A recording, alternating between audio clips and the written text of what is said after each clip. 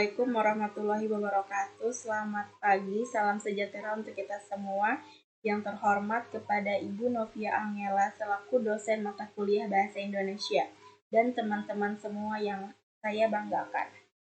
Perkenalkan, saya Anisya Suwardi, mahasiswi Universitas Esa Unggul, Prodi Manajemen Fakultas Ekonomi dan Bisnis, dengan nomor induk mahasiswa 2021-010-1083. Pada kesempatan kali ini, saya akan membawakan materi dengan judul Ragam Bahasa.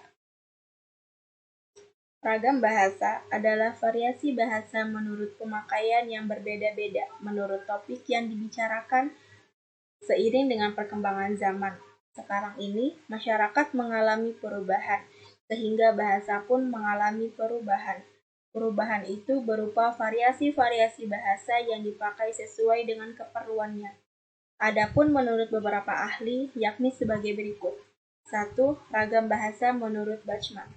Bahasa adalah variasi bahasa menurut pemakaian yang berbeda-beda, menurut topik yang dibicarakan, menurut hubungan pembicara, serta kawan pembicara, orang yang dibicarakan, dan menurut medium pembicara. 2. Ragam bahasa menurut Denis Sugono. Sehubungan dengan pemakaian bahasa Indonesia, timbul dua masalah pokok, yaitu masalah penggunaan bahasa baku dan tidak baku dalam keadaan atau situasi resmi, misal di sekolah, kantor, atau di dalam pertemuan resmi menggunakan bahasa baku. Lalu sebaliknya, dalam keadaan atau situasi tidak resmi, seperti di rumah atau di pasar, tidak dituntut untuk menggunakan bahasa resmi atau bahasa baku. 3. Ragam bahasa menurut Fishmanet. Suatu ragam bahasa, terutama ragam bahasa jurnalistik atau hukum, tidak tertutup kemungkinan untuk menggunakan kosakata ragam bahasa baku agar dapat menjadi panutan bagi masyarakat pengguna bahasa Indonesia. Dalam hal ini, yang perlu diperhatikan adalah kaidah tentang norma yang berlaku yang berkaitan dengan latar belakang pembicaraan atau situasi pembicaraan, pelaku pembicara, dan topik pembicaraan. Selanjutnya, penyebab terjadinya ragam bahasa. Ragam bahasa timbul seiring dengan timbulnya perubahan di dalam masyarakat.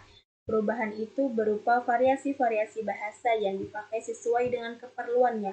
Ada beberapa faktor sebagai penyebab terjadinya timbul ragam bahasa yang ada di Indonesia, yaitu 1.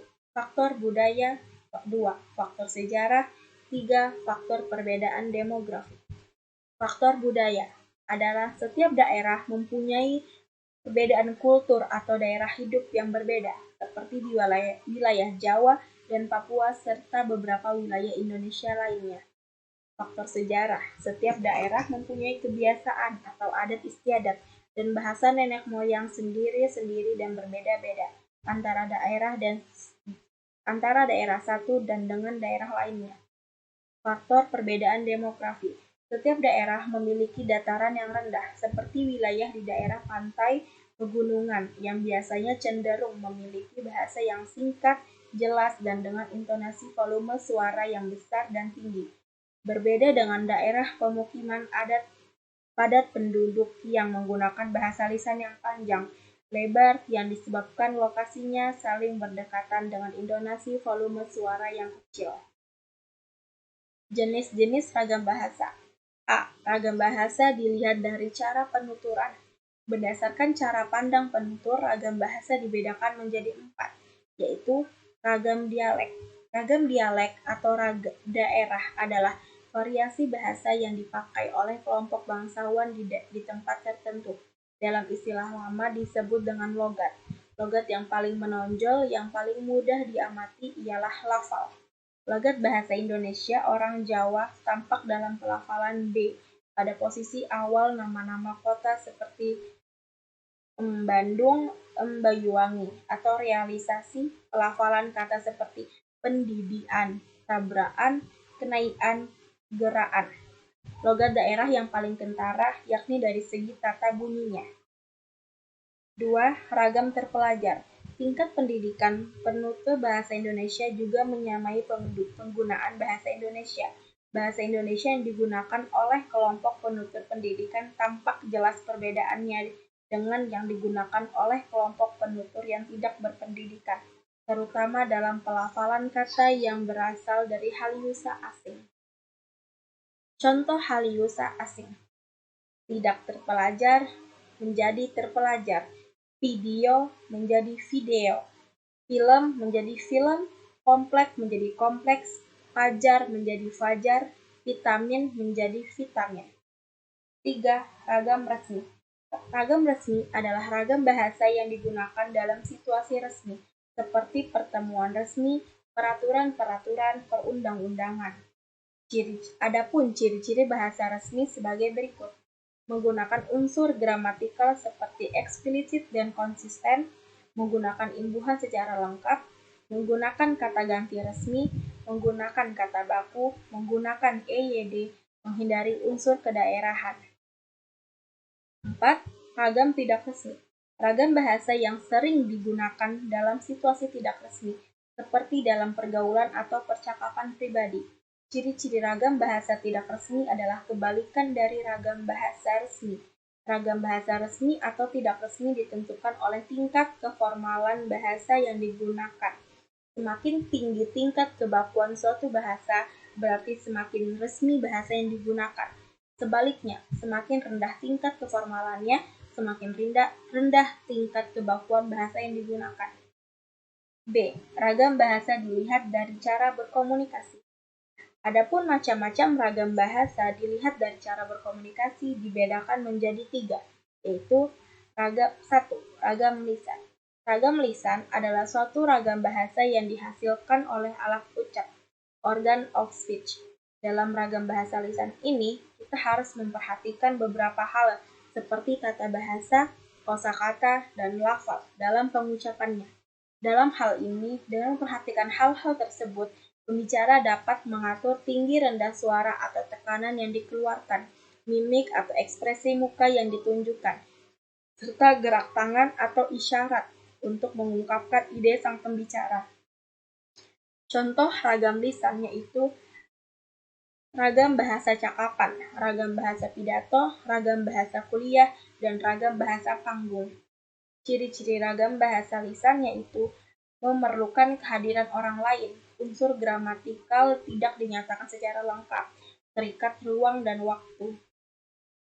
Adapun kelebihan ragam bahasa lisan yaitu dapat disesuaikan dengan situasi, faktor efisiensi, faktor kejelasan, faktor kecepatan, lebih bebas bentuknya karena faktor situasi yang memperjelas pengertian bahasa yang dituturkan oleh penutur, dan penggunaan bahasa lisan bisa berdasarkan pengetahuan serta penafsiran dari informasi audit, visual, dan kognitif sang penutur. Kelemahan ragam bahasa lisan yaitu bahasa lisan berisi beberapa kalimat yang tidak lengkap, bahkan terdapat frase-frase sederhana. Penutur sering mengulangi beberapa kalimat. Tidak semua orang bisa melafalkan bahasa lisan dengan benar, dan aturan-aturan bahasa yang dilakukan tidak formal. 2. Ragam tulis. Ragam tulis adalah bahasa yang dihasilkan dengan memanfaatkan tulisan dengan huruf sebagai unsur dasarnya. Dalam ragam bahasa tulis, kita harus memperhatikan beberapa hal seperti tata cara penulisan atau ejaan, di samping aspek kata bahasa dan pemilihan kosakata. Dalam hal ini, kita dituntut untuk tepat dalam pemilihan unsur tata bahasa seperti bentuk kata, susunan kalimat, pilihan kata, kebenaran penggunaan ejaan, dan juga penggunaan tanda baca dalam menggunakan ide kata. Adapun contoh ragam tulis yaitu ragam bahasa teknis, ragam bahasa undang-undang, ragam bahasa catatan, dan ragam bahasa surat. Ciri-ciri ragam bahasa tulis yaitu tidak memerlukan kehadiran orang lain, adanya unsur gramatikal atau hubungan antar unsur-unsur bahasa dalam satuan yang lebih besar yang dinyatakan secara lengkap, tidak terikat oleh ruang dan waktu, dipengaruhi oleh tanda baca dan ejaan. Ragam bahasa tulis juga mempunyai kelebihan, yaitu informasi yang disajikan bisa dipilih oleh sang penulis untuk dikemas menjadi media atau materi yang lebih menarik atau menyenangkan. umumnya memiliki kedekatan antara budaya dengan kehidupan masyarakatnya, dan sebagai sarana untuk menyampaikan maksud atau tujuan, memberikan informasi serta dapat mengungkap unsur-unsur emosi, sehingga mampu meningkatkan wawasan si pembaca. C. Ragam bahasa dilihat dari topik pembicaraan, yaitu 1. Ragam sosial, yaitu ragam bahasa yang sebagian norma dan kaidahnya didasarkan atas kesepakatan bersama dalam lingkungan sosial yang lebih dalam masyarakat. 2. Ragam fungsional, yaitu ragam bahasa yang dikaitkan dengan profesi, lembaga, lingkungan kerja, atau kegiatan tertentu lainnya. 3. Ragam jurnalistik, yaitu ragam bahasa yang dipergunakan oleh dunia persurat kabaran atau media pers atau media massa celak. 4. Ragam sastra, yaitu bahasa yang dipakai untuk menyampaikan emosi atau perasaan dan pikiran. 5. Ragam politik dan hukum, yaitu bahasa politik yang berisi kebijakan yang dibuat oleh penguasa dalam rangka menata dan mengatur kehidupan masyarakat. 6. Ragam bahasa Indonesia dan baku dan tidak baku. Ragam baku adalah ragam yang dilembagakan dan diakui oleh sebagian besar warga masyarakat pemakainya sebagai kerangka rujukan norma bahasa dalam penggunaannya. Adapun ragam tidak baku adalah ragam yang tidak dilembagakan dan ditandai dengan ciri-ciri yang menyimpang dalam norma ragam baku. Sekian presentasi dari saya. Kurang lebihnya mohon maaf. Terima kasih. Semoga bermanfaat. Wassalamualaikum warahmatullahi wabarakatuh.